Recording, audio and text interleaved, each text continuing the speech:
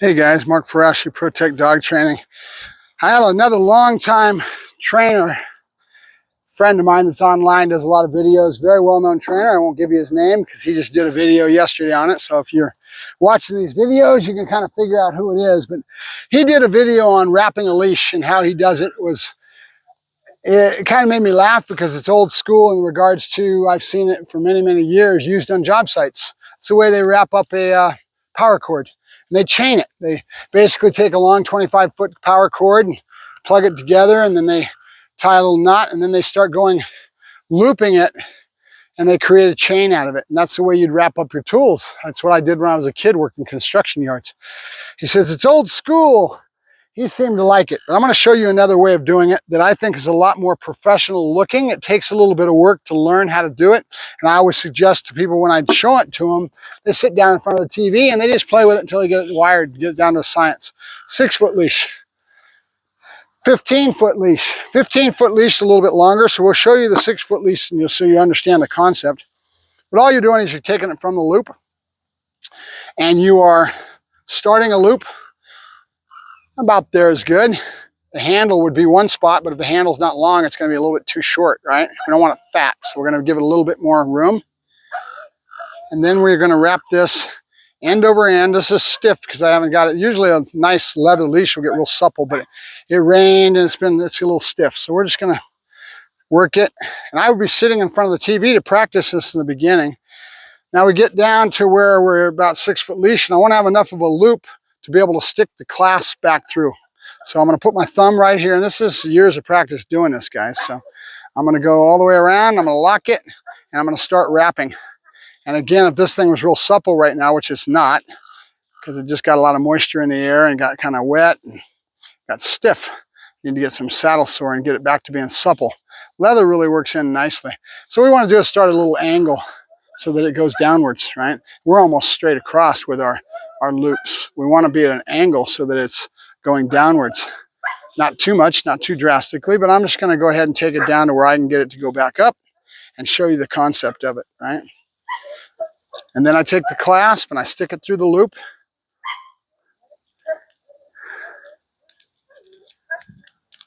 Pull it nice and tight. Now look at that. Doesn't that look nice? Very professional. And then I put it right on my side, and I could put a ring in my belt, or I could do something like that in case of the weight. And now I look real professional. I'm out in the parks, I'm giving lessons, whatever. I've got my leash, and all I gotta do is unsnap it, and it's ready to go. Okay, so let me show you the long line now. It's going to take a little longer to do the long line, but same concept. And then what I'm after here, guys, is professionalism. I don't do it anymore like I used to. I used to do this all the time as a kid because I gave group lessons in classes. I'd show up to 8, 12 people in a class. I wanted to look professional, and I walked out there, right? So now we're going to go all the way to the end again. We're going to go longer with this one because we got a lot more space to go, 15-foot long line, right? So I'm going to go right about there. I'm going to start my loops. Now I'm going to go hand over hand. I'm just going to nice and tight, and I keep my hand. This is the practice it takes, because with years of doing this, I create a pretty good little finished. It takes practice. You want to sit in front of your TV and you want to just play with it until you get real good at it, and you can do this in nothing flat once you get good at it. But it does take a little practice. All right. Then I want you to see how professional this looks when I get done. Okay. And that's what we're after here, guys. A little bit of professionalism, look good. And I usually would use it if I had a group class, that kind of thing, because that's what I want to do. Walk out, start talking to people. All right, let's get class going, that kind of thing. And it's going to look professional for you, right? All right, so now the loop is up here. I'm going to start right about here, enough room to put that clasp through, right? And then I'm going to start doing my loops downwards. A little bit more space. Okay, there you go. And I'm going to start a nice little angle. Now, I didn't leave myself enough to really get a good look for it, so I'm going to go ahead and go back off one. And I'm going to get going to right about here, and I'm going to start my loops there instead. Here it is. Okay. So I want it nice and tight. And it didn't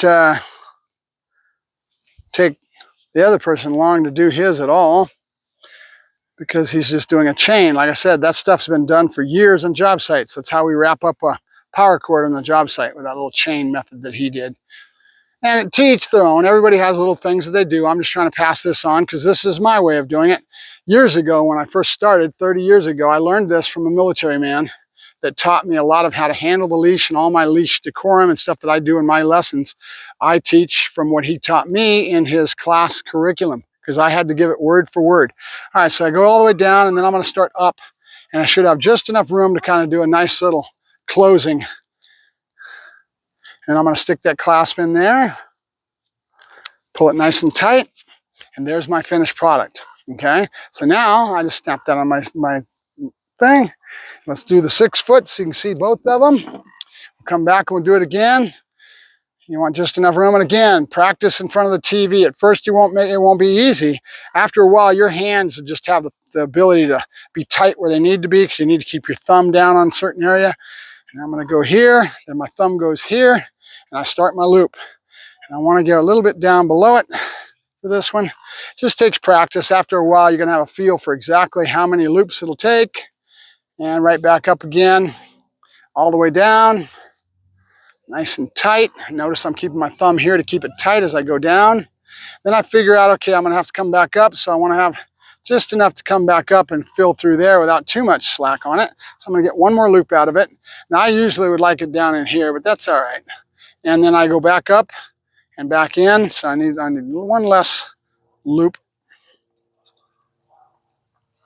And then I will come back up into the clasp, into the loop, pull that nice and tight, and there's your finished product. Okay, put it on your side, and now you're styling. When you walk out there and you're working with your customers, you look good. It's professional. All right, Mark Ferrasci, ProTech Dog Training, signing off. Talk to you later.